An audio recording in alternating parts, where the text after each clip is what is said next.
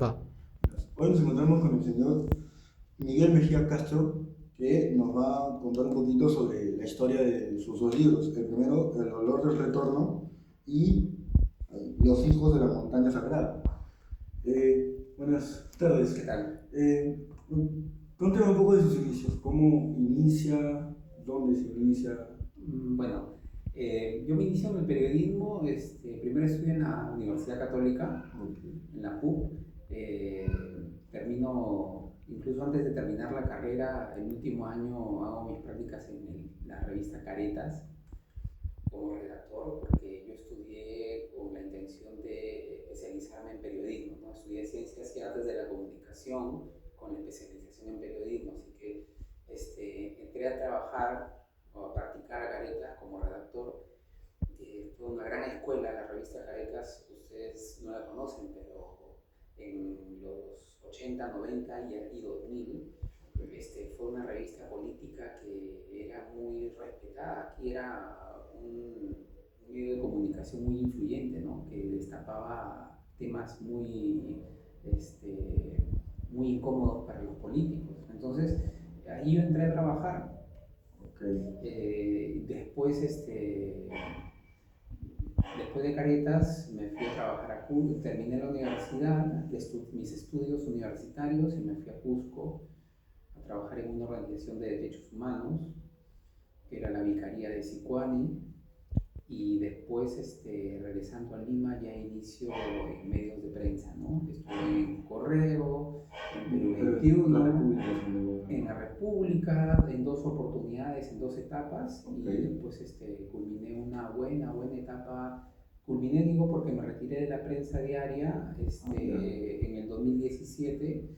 Hice 7 años en República, que fueron unos años muy provechosos para mí, donde desarrollé mucho. Incluso mis 2 libros son producto de los reportajes que hice, ¿no? O los temas que yo conocí estando en República, ¿no? Ya, entonces, usted, para hacer cuando usted inicia en el periodismo, me dice, y después la fotografía, ¿esto viene desde pequeño o a la medida que va creciendo se va dando cuenta de que, por ejemplo, yo, periodismo, porque siempre he sentido de que me gusta, me quiero enfocar más en el periodismo deportivo, porque es lo que me gusta. A lo que yo voy, ¿usted ha tenido desde pequeño, ha sabido siempre su enfoque ha sido, quiero estudiar periodismo y fotografía, o en el camino se va venido? El periodismo, sí, me gustaba el periodismo porque el periodismo escrito siempre me atrajo. El periodismo escrito, ¿no? Por un lado, y por otro lado me interesaba la fotografía, pero nunca de manera unida. Es decir, yo no estudié fotografía porque quería ser fotoperiodista, es la verdad, es la verdad. Yo en la universidad estudié 2 cursos de fotografía, aproveché en estudiar los cursos de fotografía que había, me los llevé toditos. Incluso estudié en la Facultad de Arte también fotografía, y en comunicaciones estudié los 3 cursos que se dan ahí, que no eran obligatorios, solamente uno era obligatorio, pero me los llevé todos. Incluso talleres que se abrían, yo me iba. Pero porque a mí me gustaba la fotografía desde un lado más artístico, desde pequeño. Desde chico, desde muy jovencito agarré la cámara. A los 14 años ya tenía una cámara profesional que me prestaron y yo viajaba. Entonces, eso era por un lado. Y por otro lado estaba el periodismo escrito. A mí me gusta escribir.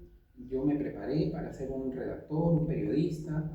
Y de pronto, en este devenir del oficio, conozco a fotógrafos con los cuales conecto muy bien, porque yo también hablaba el idioma de la fotografía, la luz, la composición y todo, y estamos en un medio de prensa, y de pronto me comienzo a hacer fotos y textos a la vez, ¿no?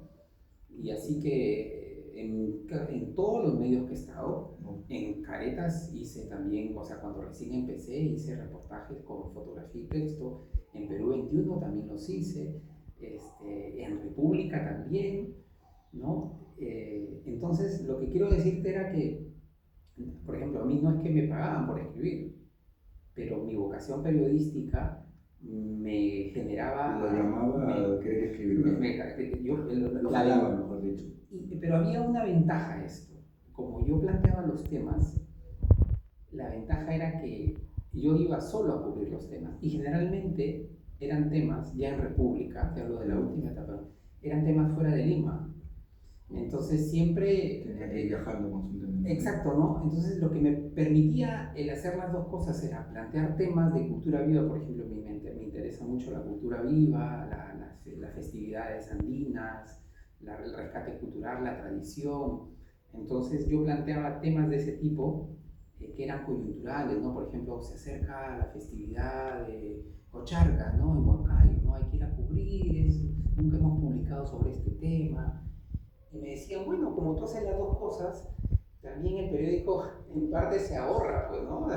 Es que hay mucho de eso, porque te dicen cuál va a ser tu presupuesto, cuánto vamos a gastar en la semana que vas a estar allí, ¿no? Sí, claro, tiene que ir viajando y tiene que ver cuánto de pasaje, viáticos. Exacto, entonces eso yo no lo tomaba muy en cuenta, pero realmente era una ventaja porque el periódico sacaba su cuenta y era como... Para aquella época, claro. Eran 2 por 1, pues, ¿no? Claro, para ella. Entonces, yo feliz, pero te digo que desde otro lado, por ejemplo, tenía colegas que me decían, oye, a ti te explotan, ¿no? Porque haces las dos cosas y solamente te pagan por una. Y yo no entraba en discusiones, pero para mí, por ejemplo, era al contrario, ¿no? Yo exploto el periódico, ¿no? Porque si tengo todos los recursos a la mano, ¿para qué? ¿Por qué no hacerlo? ¿Por qué no hacerlo, no? Así que con el tiempo ya fui mejorando esta duplicidad de hacer fotos y texto, que si tú ves en prensa o escriben redactores, claro, o hacen fotos, ¿no? Pero yo hice muy bien las dos cosas. Incluso te puedo decir que gané muchos premios haciendo fotografía. Eso más que nada le quería hablar. Sobre, usted gana premios en 2017, si no me equivoco, 2018, más o menos en esos años. Gano premios desde el 2012. Gané mi primer premio, digamos, internacional fue en el 2012, ¿no? De los, como algo así como los Latin Grammy. En el 2012 tuve un premio por la Embajada de Estados Unidos aquí en Perú, que era un concurso latinoamericano, también con una foto muy bonita de una señora cosechando papas, ¿no? Y después viene en el 2013, que es el Poyilatán, que es un concurso que se da en Latinoamérica. Después el 2015, 2016, Médicos del Mundo me premia, el Poyilatán también. Y en el 2015 me voy a China porque la UNESCO me premia también, me da 3 premios por diferentes trabajos. Y en el 2017 me vuelven a premiar, ¿no? Claro. Sí. Ya, a ver, sacando un poco de ese tema. Y otros más, pero... Claro. Para terminar, no para terminar, porque quiero continuar. ¿Qué significan esos premios para usted? Porque claro, usted toda su vida y que lo reconozcan, pero ¿qué significa usted? ¿Qué valor sentimental o qué valor le da a esos premios? Mira, en su momento cada premio es como una señal de que vas por buen camino también. Okay. Sin embargo, si bien uno se siente orgulloso, los premios no determinan a mí nunca han determinado la temática, lo que yo busco. ¿No le da mucho valor a los premios? No me interpretas bien. Lo que trato de decirte era que, no guían mi oficio. O sea, los premios llegan porque de pronto hice un reportaje y yo digo, oye, mira, se abrió tal premio, ¿no? Y como que, oye, de repente encaja. No, de repente encaja, pero no es que yo esté pendiente, oye, lo estoy haciendo para participar en el premio. No lo hace pensando en el premio, lo hace porque le nace. A eso quiere decir. Claro, el premio, o sea, los premios, por ejemplo, yo recuerdo que siempre a final de año revisaba qué concursos hay, ¿no? Y mis trabajos en qué concursos pueden calzar, ¿no? O sea, según las bases. Entonces, eso, ¿no? Pero después, sí, y por eso te decía, en el momento sientes como que vas por buen camino también, ¿no? Y después con el tiempo, te das cuenta, porque ya conectas tu trabajo y conectas tus premios y te das cuenta que de pronto has creado como que siempre has tenido un estilo, ¿no? Siempre me han premiado, por ejemplo, por cuestiones de derechos humanos o por cultura viva, ¿no? y siempre se ha centrado mi trabajo en eso, ¿no? Y cuando veo los premios digo, bueno, ciertamente he hecho estos temas, no solamente esto, ¿no? A pesar de que también, bueno, también he escrito sobre medicina, ¿no? Por el mismo trabajo periodístico que hay que estar haciendo diferentes temas, pero digamos que no eran tan fuertes como estos dos temas, ¿no? Ok. El retorno del Dor nos habla sobre el sendero luminoso, si no me equivoco, o por ejemplo, si me equivoco, nos habla sobre ese tema.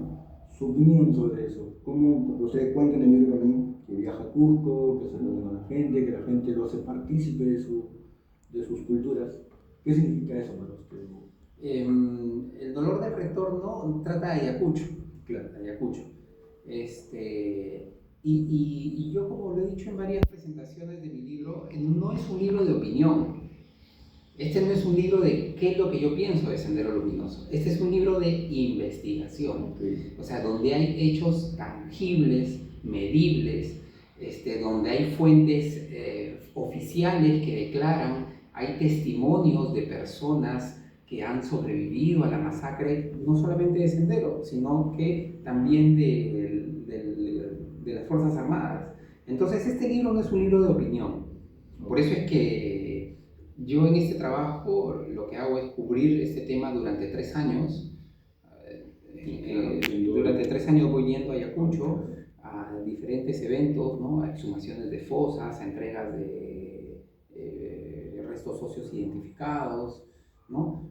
Y converso con los forenses, converso con los familiares de los sobrevivientes, personas adultas que habían escapado tanto de Sendero y otros que habían escapado del ejército antes que lo maten, ¿no? Habían visto a sus padres, a sus hermanos siendo fusilados, ¿no? Entonces, esos testimonios están en ese libro, ¿no? Entonces, yo creo que ese libro está más para como una memoria, como parte de la historia del Perú, ¿no? O sea, si yo opinara, la verdad es que ese libro se defiende solo, o sea, no está plasmada. O quizás yo me interpreté mal. Yo se lo digo porque, claro, yo no viví esa época, pero por medio de mis familiares, mis presentes, sé lo que o por videos también, porque salen ahora último, retratando, ahora último salió, digamos, el rescate de Chaino Huántar de aquella época de Fujimori cuando rescata a 72 rehenes, si no me equivoco, que estaban mismos por el Sendero Luminoso. MRTA. Por eso se lo preguntaba. Usted dice que ya este libro no va básicamente de eso, sino, si más no lo entiendo, o claro, mi punto de vista es mostrar cómo se vivía aquella época o cómo viven actualmente los... Mira, Sendero Luminoso y el MRTA eran dos grupos terroristas diferentes, ¿no? Claro. Esto más o menos relata un capítulo de la historia en Ayacucho, ¿no? En Ayacucho, en ciertos lugares, en Chungui, ¿no? Que es una provincia, es un distrito, ¿no? Entonces, esos eventos que fueron eventos muy crueles, donde el ejército fusilaba niños, o sea, y no lo digo yo, por eso te digo, y no estoy opinando. Yo he estado en el rescate de restos óseos de fosas comunes donde los forenses del Ministerio Público, ¿no? Con equipos especializados, han extraído casquillos de bala de las Fuerzas Armadas, ¿no? Identificados con el sello de las Fuerzas Armadas, y teniendo a su costado a testigos que habían visto las masacres, ¿no? Entonces, y por otro lado también habían otros casos donde Sendero Luminoso también había eliminado a otras personas inocentes, ¿no? Entonces, este es un capítulo de la historia, ¿no? No es la historia completa. O sea, es un pequeño aporte a la historia, exactamente, ¿no? Tú vas a leer sobre Chavín de Huántar seguramente y que, bueno, está bien, ¿no? Es una parte de la historia, ¿no? Entonces, esto es una parte de la historia que hay que conocer porque es importante saber que realmente los civiles fueron los que fueron masacrados por ambos bandos, tanto por el ejército como por Sendero Luminoso, ¿no? Y cabe una reflexión, ¿no? Acá quienes tenían que cuidar a los civiles eran las fuerzas del orden, ¿no? Y no masacrarlos, ¿no?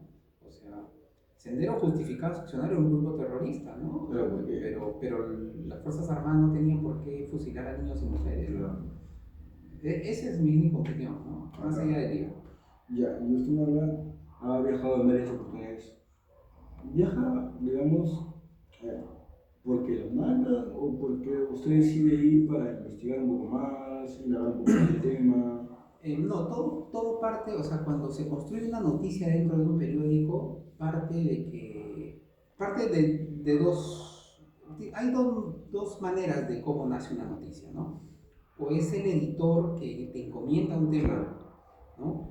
Y yo aprendí en Caretas muy tempranamente, por ejemplo, en Caretas, todos los miércoles, era un día clave, los miércoles se tenía que ir a la revista, martes o miércoles, ¿no? Martes. Todos los días todos los martes tenías que llevar una lista con mínimo 5 temas para desarrollar. Para la cual van a escoger, ¿no? Exactamente. Entonces, ese ritmo a mí se me quedó. O sea, yo siempre andaba viendo temas, buscando temas, leyendo otros periódicos, viendo qué otros temas se podían desarrollar. Yo no era redactor, por lo tanto, a mí no se me encomendaban comisiones, reportajes para redactar. A mí se me encomendaba como acompañante de un redactor, esa era mi labor principal para hacer fotos de diversos temas. Yo podía estar cubriendo deportes, conciertos, entrevistas, protestas, conflictos sociales, o sea, podría ser ir a cubrir una obra de teatro, como que al otro día irme a una nota periodística donde se lanzan bombas lacrimógenas, o sea, así era. Pero eso no ocurría todos los días, ¿no? O sea, no digo que hoy ir a cubrir al Congreso. Y yo, para mí, lo que más me gustaba era plantear mis propios temas. Entonces, es ahí donde yo a mis editores, como sabían que yo escribía, ya me conocían, porque a veces hacía pequeños artículos de viaje, yo les planteo el tema, ¿no? Por ejemplo, en el tema del dolor de retorno, fue un tema que antes de hablar con los editores, yo lo empiezo a investigar, porque era un tema muy delicado, entonces... De pronto empieza a investigar por su parte. Exacto, ¿no? Yo dije, ¿qué hago yo diciéndole al director, al subdirector del periódico, oye, quiero irme a Ayacucho, hay unas exhumaciones, que no sé qué? O sea, si tú planteas un tema así, sin base, lo más probable es que te digan, no, ¿sabes qué? ¿Qué pasa? Y en Ayacucho había un corresponsal. No, que lo cubre el corresponsal. Entonces, antes yo de plantear los temas, yo investigaba, hacía entrevistas, y por ejemplo, en este caso, me acerqué al Ministerio Público a conversar con ellos, ¿no? Y es así donde en estas entrevistas me entero de que va a haber una gran exhumación de cuerpos en esos meses, y es allí donde inicio, ¿no? Donde planteo y al subdirector le planteé el tema de cubrir esta recuperación de restos óseos de las montañas de Ayacucho, ¿no? Y le expliqué lo grave que había sido el caso, qué se iba a encontrar, qué se esperaba encontrar, y como yo ya había investigado bastante, digamos que se consideraba que era mi tema. O sea, ninguno es tu tema, pero digamos que si tú le das toda la información, es ilógico que le digan al corresponsal, oye, mira, Miguel sabe esto, cúbrelo tú. Entonces, a pesar de que tenía un corresponsal en Ayacucho, yo tenía la información de mis fuentes. Entonces, lo lógico sería que usted vaya. Lo lógico era, y claro, es que es eso, ¿no? Yo tenía mis fuentes, tenía mis contactos, yo ya había avanzado el tema, faltaba, digamos, el trabajo de campo, ¿no? Claro, entonces, por ejemplo, yo hasta antes de cubrir el tema de Ayacucho, yo cubría temas de viajes y algunas crónicas que no eran políticas, ¿no?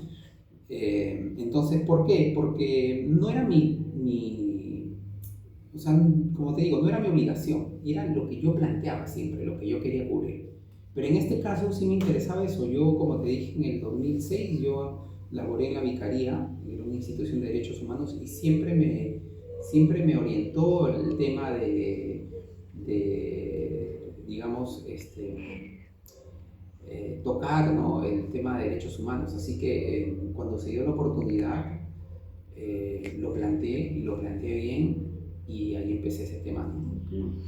Usted también estudió docencia. No, yo fui docente en... Bueno, fue docente, pero digamos. No, es que, a ver, yo he sido profesor en Toulouse-Lautrec y en IPAC, en dos instituciones que dan, digamos, son institutos donde se forman fotógrafos, ¿no? Claro, acá me sale en Parque de Clases, claro, en Parque de Clases, y dirigió Academia de Perú, fotodocumental. Dirige la Academia de Perú, fotodocumental. Sí, yo fundé esa institución y doy cursos de fotografía, ¿no? Doy cursos de fotografía cada 3 meses, organizo un taller o un curso, ¿no? Claro. Entonces, digamos que comparto un poco lo que he aprendido a lo largo de mi trayectoria, ¿no? Y también, acá me sale que sus proyectos se centran más en la vida de los Andes peruanos, documentando tradiciones, paisajes y temas de memoria histórica, digamos. O sea, se centra más en la historia de Perú, en los paisajes, en lo diverso en lo amplio que es el Perú, digamos. Sí, o sea, mi trabajo, como te digo, siempre se ha centrado en cultura viva y derechos humanos, ¿no? Y eso es lo que me ha impulsado siempre a escribir, a investigar, ¿no? Okay.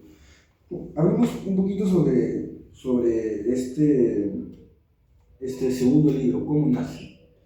Ese libro nace igual en una comisión de República, o sea, nace, pero después hay que digamos, trabajarlo, ¿no? Claro. Porque ese libro nace de un tema que yo lo propongo también en República. En la República es un tema que igual lo planteé de una manera muy diferente, porque esta tradición andina que es el Coyorriti, sí había salido publicada en el periódico y en otros periódicos también. Durante casi todos los años se publica sobre el Coyorriti, ¿no? Pero igual, ¿no? Lo que te ayuda es la formación, cómo tú planteas el tema, buscar el ángulo distinto. Y como te dije, era una ventaja que escriba y haga fotos a la vez, ¿no? Entonces le planteé el tema a los editores y les pareció buena la idea de cómo lo iba a enfocar, así que en el 2012 fui a hacer un reportaje, una crónica para el suplemento Domingo, salió publicado y después he regresado 13 años más al lugar, sí, pero ya por mi cuenta, ¿no? O sea, digamos, empezó en República con este reportaje que salió en 2012 y después ya lo continué por su lado, por mi cuenta, ¿no?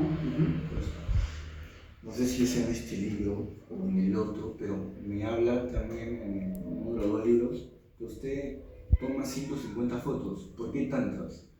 No, acá hay 150 fotos. Claro. Ya, es que no me acordaba, por eso digo, en uno u otro no me acordaba.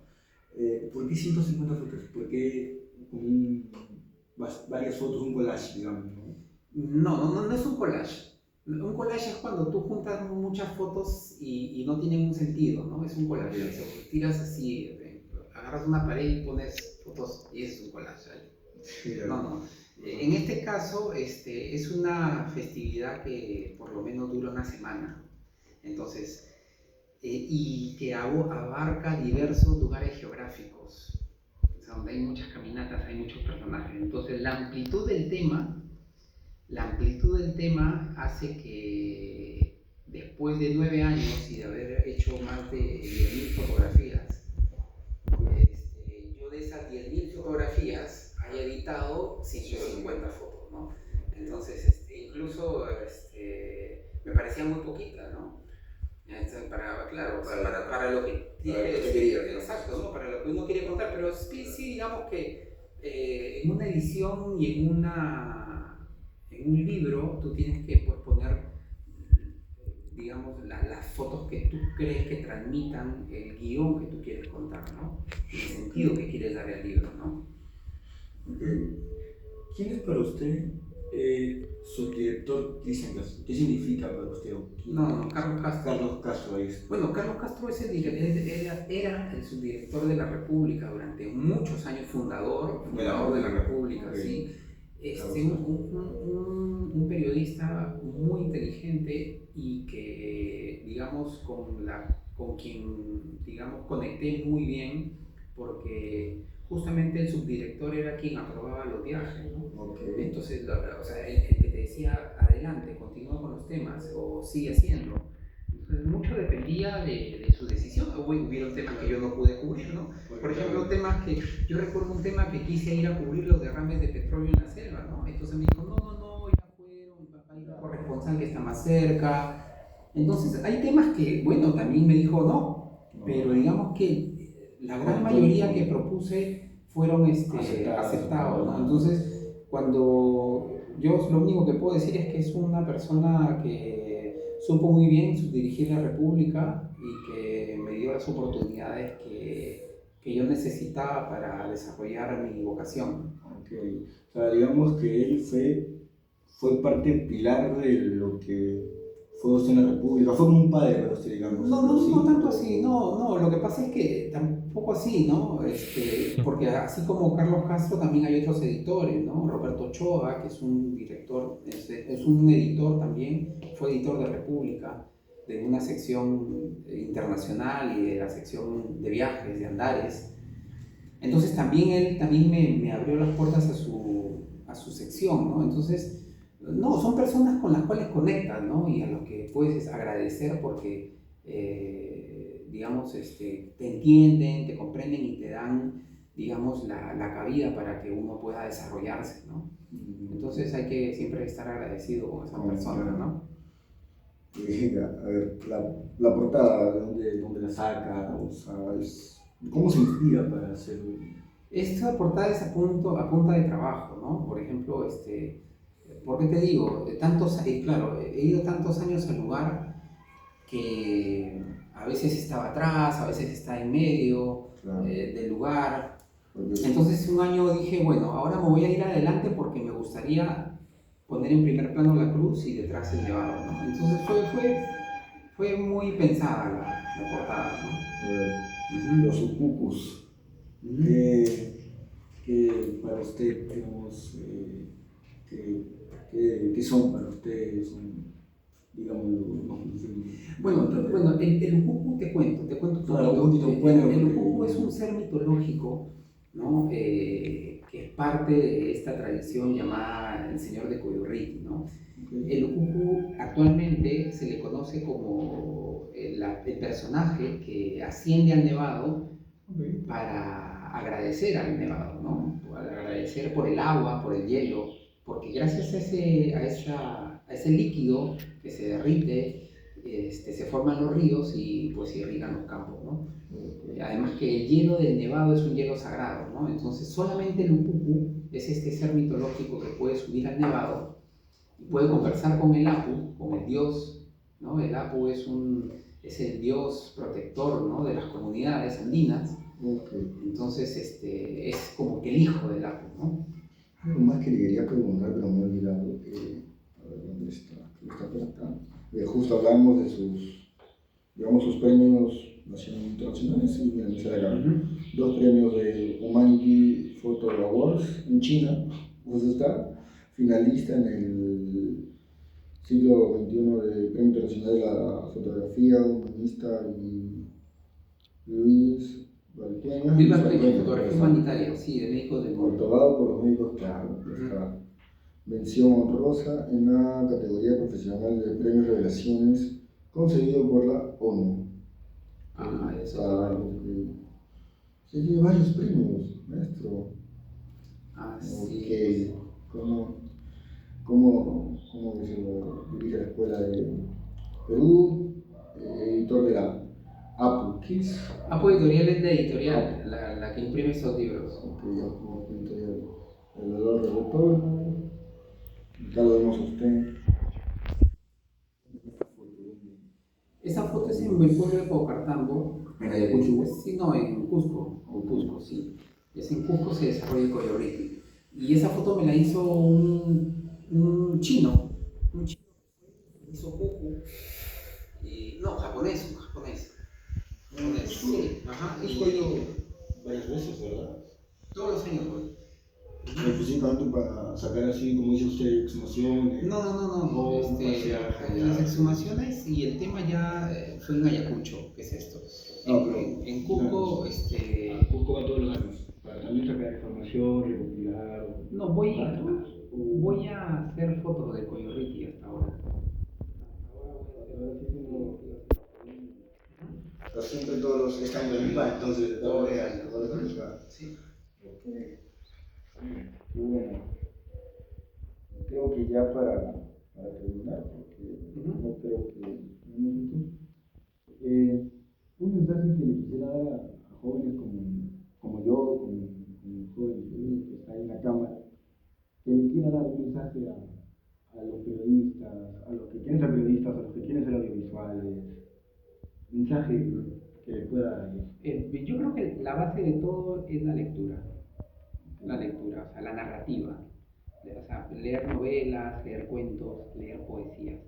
Porque cuando tú haces fotografía, lo que haces es contar una historia. O sea, y lo primero que tú tienes que lo primero que tienes que saber es contar una historia en palabras. Después lo puedes traducir a imágenes. En el mundo audiovisual también, ¿no? Puedes saber manejar la mejor cámara, tener los conocimientos técnicos, saber en qué formato se graba, en qué tamaño, si es HD, 4K, todo eso puedes saber y eso se lee, todo el mundo sabe eso. Pero narrar, contar una historia con un principio, un desarrollo, un final, eso se aprende leyendo. Eso no lo vas a aprender, no te lo va a enseñar ningún profesor de comunicaciones. Tienes que aprenderlo leyendo. ¿Leyendo qué? Literatura, leyendo poesía, leyendo, me refiero a eso, ¿no? No leyendo el celular. Entonces, en la medida en que tú leas, tú vas a saber cuáles son esos trucos que usan los autores para narrar. Y eso tú vas a poder aplicar a tu trabajo, tanto en lo audiovisual como en el texto, ¿no? Y también leer te da recursos lingüísticos, ¿no? Para sostener una entrevista, para sostener una conversación, para sostener una transmisión, ¿no? Entonces, solamente eso es tan sencillo como dejar un rato el teléfono e intercambiarlo por un libro. Sí, porque a mí también me cuesta, pero hoy ahora último aprendo también, estoy leyendo porque tengo la cuesta. Bueno, señor, gracias por su tiempo. No, gracias por la entrevista. Nos ha brindado. Sé que es un hombre, debe ser un hombre muy ocupado, debe estar ocupado. Un poquito. Claro, gracias por su tiempo y hasta la próxima. Listo, un gusto. Un gusto.